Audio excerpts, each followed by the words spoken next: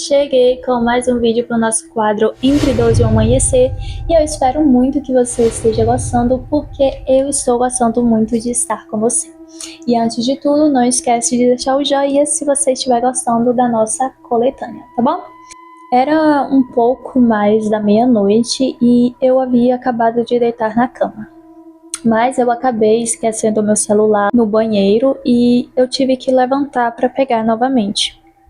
E ao atravessar o corredor, eu senti um frio súbito pelos meus pés, mesmo com o aquecimento ligado. Um arrepio que percorreu as minhas costas. Logo eu olhei ali para a grade do espelho, que ficava encostado na parede lateral.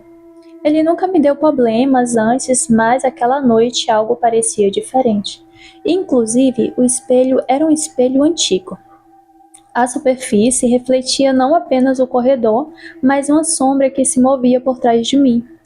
Era imperceptível, mas se eu olhasse direitinho, talvez eu conseguisse ver. Eu pisquei várias e várias vezes, mas eu não conseguia focar em nada.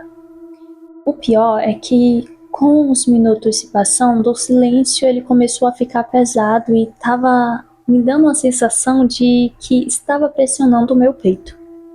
Logo eu murmurei ali tentando me convencer. Deve ser a minha imaginação. Pelo menos eu estava tentando não pensar mais. Por isso logo eu peguei o meu celular e decidi ir em direção ao meu quarto. Mas o reflexo no espelho ele continuava a me perturbar. Havia uma figura indistinta, encapuzada, parada bem atrás de mim, como se respirasse junto com a minha própria respiração. Quando eu virei rapidamente, não havia nada lá, mas o cheiro ele continuava. E era um cheiro tão estranho, ao mesmo tempo que doce, envelhecido e podre. Cada passo que eu dava de volta para o meu quarto parecia provocar uma reação estranha naquele espelho. O espelho mostrava o corredor mais longo, mais estreito, como se a parede se esticasse, e eu logo percebi isso, o que fez o meu coração acelerar.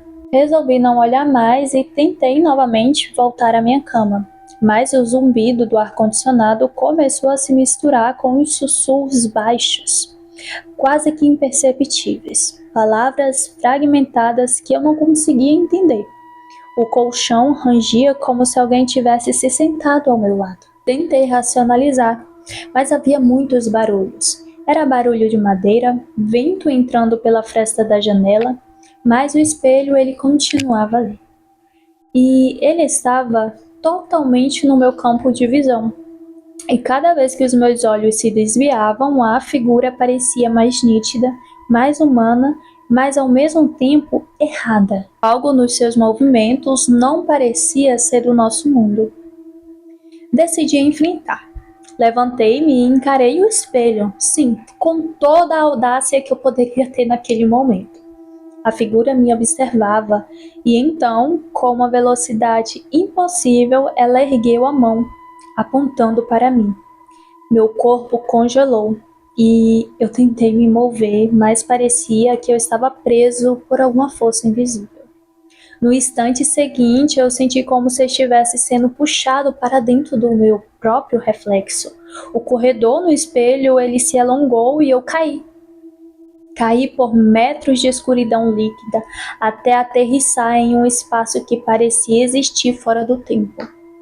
Havia corredores infinitos, portas fechadas, cada um emitindo sons abafados, choros, risadas, gritos, e eu simplesmente não conseguia identificar nada.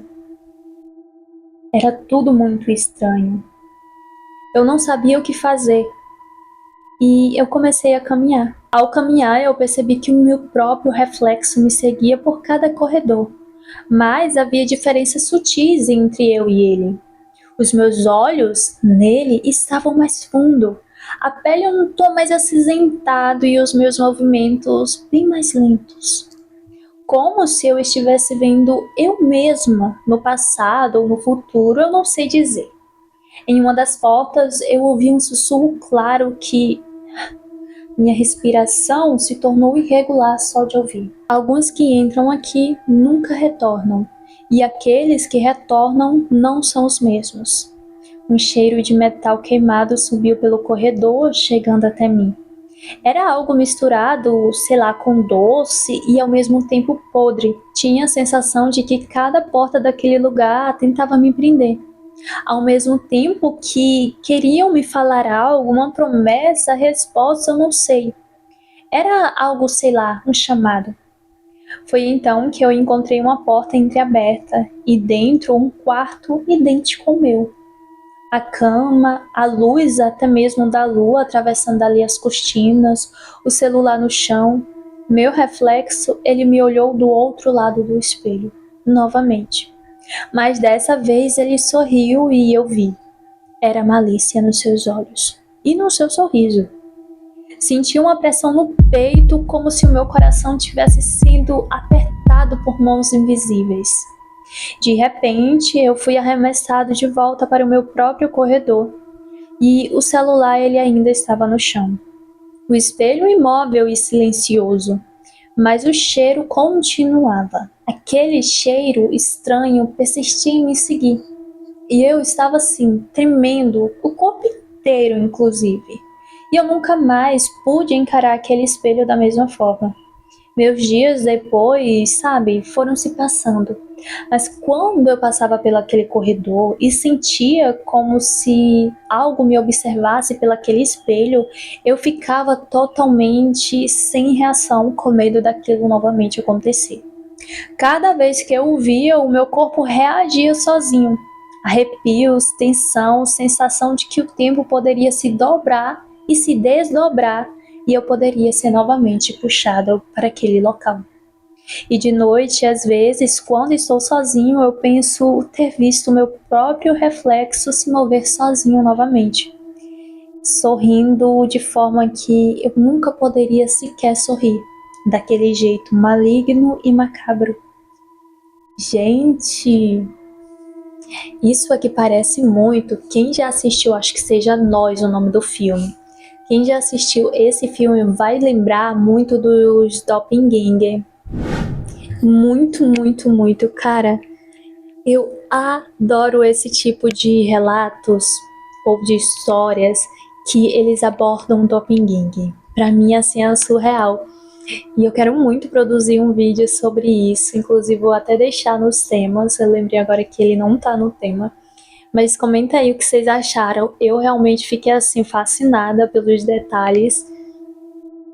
Uma coisa que eu prestei atenção durante é que esse negócio de podridão, de cheiro de flores, doce, esses tipos de percepções sensoriais é muito comum, não é? E em histórias de terror eles abordam muito isso e o puxadinho fica um pouco repetitivo. Nunca achei que esse tipo de cheiros, entre aspas, aparecia em relatos ou histórias de Doppelganger, mas até em Doppelganger aparece, para vocês verem o quão a gente pode, como eu posso falar, atribuir esses detalhes às coisas ruins, porque quando a gente sentir, a gente já pode dizer, isso não é bom, mesmo que se mostre bom, a gente já vai perceber que não é, porque é muito específico esse cheiro estranho, sabe, aparecer em histórias, seja até mesmo até os relatos reais que às vezes aparecem. Então é isso.